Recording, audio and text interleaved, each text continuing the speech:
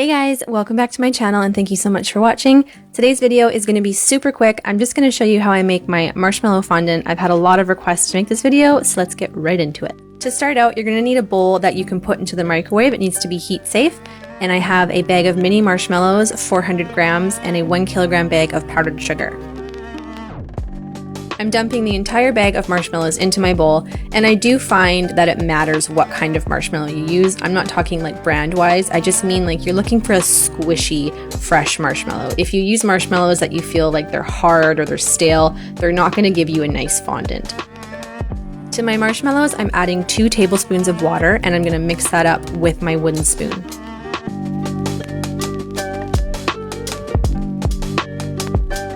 Now I'm going to throw that into the microwave for 30-second intervals, stirring in between until all my marshmallows are completely melted.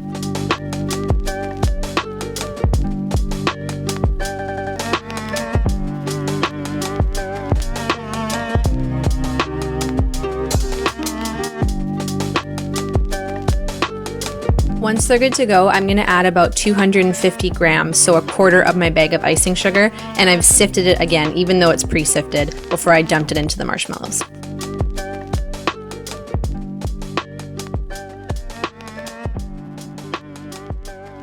Once I've incorporated that into the marshmallows, I'm going to add another 250 grams of my icing sugar, just stirring until it becomes a little tough to stir in the bowl. You're looking for it to be a little more dry.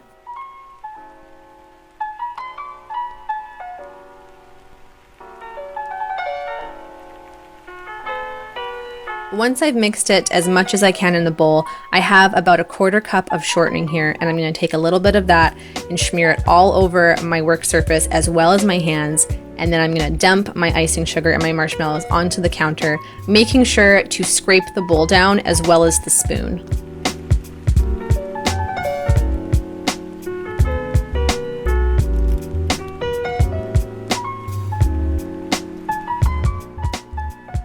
And then I'm going to start kneading.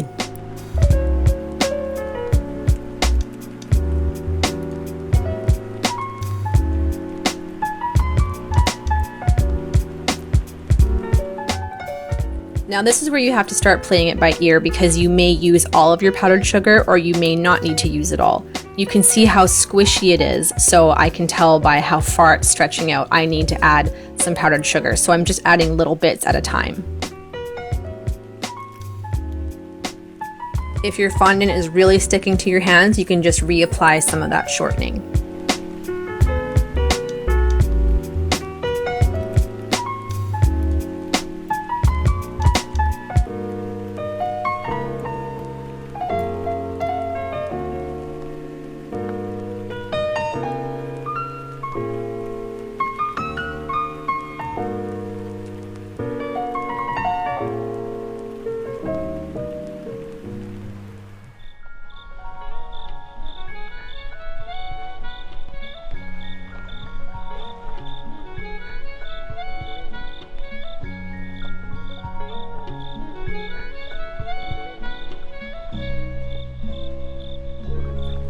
When my fondant really starts coming together, I do stretch tests. So I grab little pieces, and if it really stretches out, then you know that you need to add some more powdered sugar. If it doesn't stretch at all and it breaks off, then you need to add a little more water until you get that right consistency. You want it to stretch about 2 inches before it breaks away. It just takes practice. I needed to make this a couple of times before I got a feel of what worked best for me and what consistency I liked.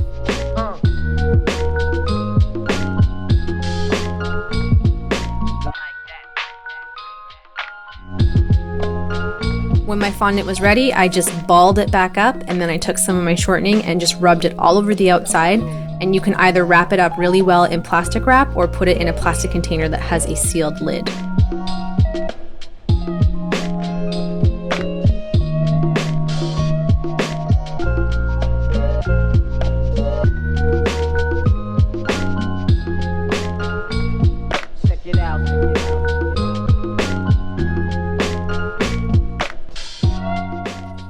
I just wanted to show you how much icing sugar and shortening I had left. I used about 3/4 of the bag of icing sugar and most of the shortening. There's a little schmear left in there. It really does matter where you live, what the climate's like. I find starting out with the 2 tablespoons of water is ideal, but if you do add a little too much of your powdered sugar, you can just add a tablespoon of water at a time to bring back that stretchier consistency.